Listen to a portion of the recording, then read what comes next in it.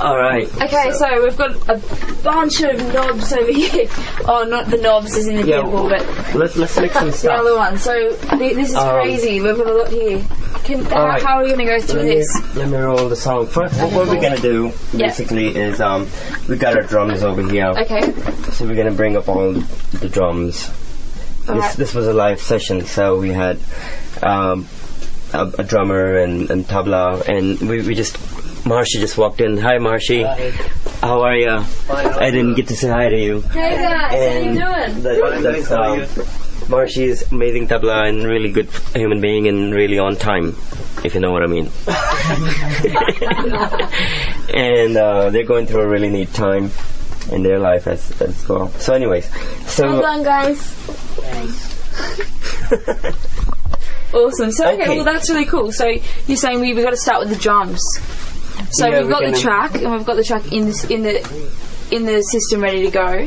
Yeah, we recorded this a live session. And okay, cool. So everything. Should I roll it, Simon, and everything's up there? That'd be pretty cool. So for example, we go. So this is it here. So right now we're running the small and the stands, I guess. Right. Yeah, the ones with the white cones. Cool. So we got the drum up here, the kick drum here. Yep. So now we can hear it, and what would you want to do? You probably want to EQ it, go in and change how you want it to sound. You can mess around with it. Okay. It's got all sorts cool. of... Alright, to change that. The depth of it. So you're messing with mids, highs and lows. Yeah, whatever you want. Yeah. What I do, I keep everything flat, really. And what does that kind of do? Just I don't want to mess with the kick drum too much. Just keep it simple and kind of get it happening as flat as you can. Flat meaning you can mess. I used to mess around a lot, but not anymore. Yeah, not anymore. It's like more of the real sound. Yeah. So maybe that's nice. That's cool. But what I would do though, I would have Simon here. Could you put that kick through 160 or something? Yeah. So what we're gonna do is take the cake and run it through a compressor so it becomes a bit fatter. Okay. And Simon's gonna patch it through. So that's patching good.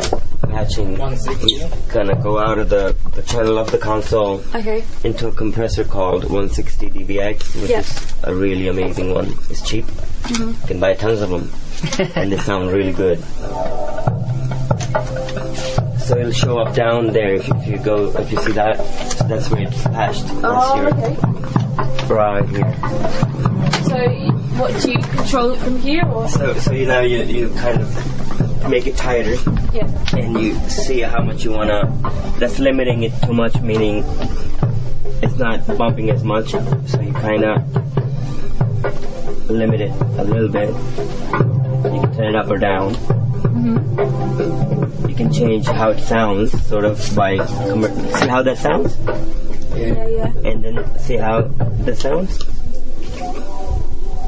There's a pause in the song. But what radio does is it takes your mixes and it puts it through heavy compression. That's why radio always sounds good, because radio is supposed to sound good. When radio first came around, that's the whole thing. Hey, it needs to sound good. So they used to really compress it and they used to squash it and make a brick out of it. And so this is what radio would do to your stuff, but since we're in the studio, so we kind of get a little bit of and you relax in the way like that. Remember? Stuff. Well, that's cool. That's remember good the stuff, Eddie? Do I? George Carlin stuff. Yeah. Stuff. A bit of stuff from here, a bit of stuff from there. It's all stuff. And you relax in Hawaii. Relax in Hawaii. Like that. Alright, then we... you remember that now. We were at home. Stuff. Me and Ellie were working. Yeah, we were working on a song for Ellie as well. Yeah, we didn't talk about that. We've got to get that going as well. We should bring that in here, actually, that song. Yeah. We're working on a pretty cool song at the moment. I Call It Rain is the title. It's going pretty well. But I think that's another definite cool option when we're ready for that to bring that in, because that's not completely done. So that'll be. Yeah, I think you did a good job with. This is how it went down. We met and we were like, we gotta do this, and she sent me a link to her YouTube stuff, and I'm like, cool, we can do something there. Yeah. And I thought that we should write something really nice, just tailor-made for her sensibility, because she's into jazz. She's a jazz artist. Beautiful voice. Oh, Mike, thank you. And a really good attitude. She's working very hard. She was always on time. You know, just rare for an artist. That's half of it, really. You know, you need the strong drive. You need to be able to push forward, make your dreams and agendas come true. You know, it's never ending. Yeah.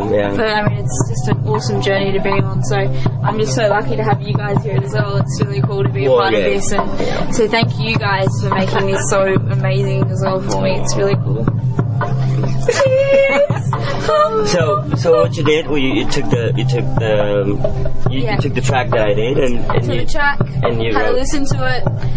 Had some awesome ideas and a great structure, but I knew that there was parts of it that I felt differently towards, and I think lyrics have a big say in that as well. The way lyrics work and the way you feel about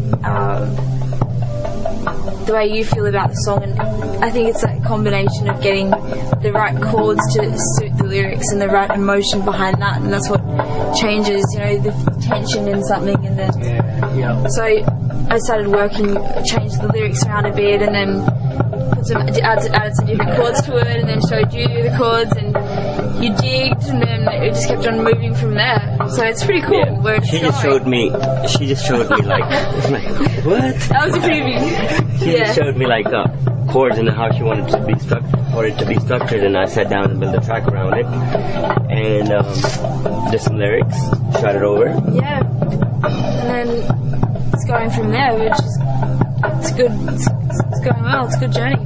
Yeah, I think we're gonna finish that one next. Definitely, that'd be great. Pretty soon, next week maybe. Cool. If you already do not like the song, because that's what happens with songwriters. They write stuff and they're really excited about it.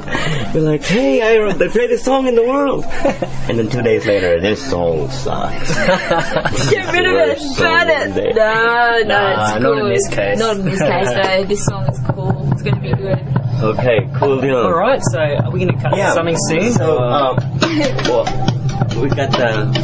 Alright, so let's cut it to another song. Yeah, good idea. More of God. Check out More of God. More of God. Done.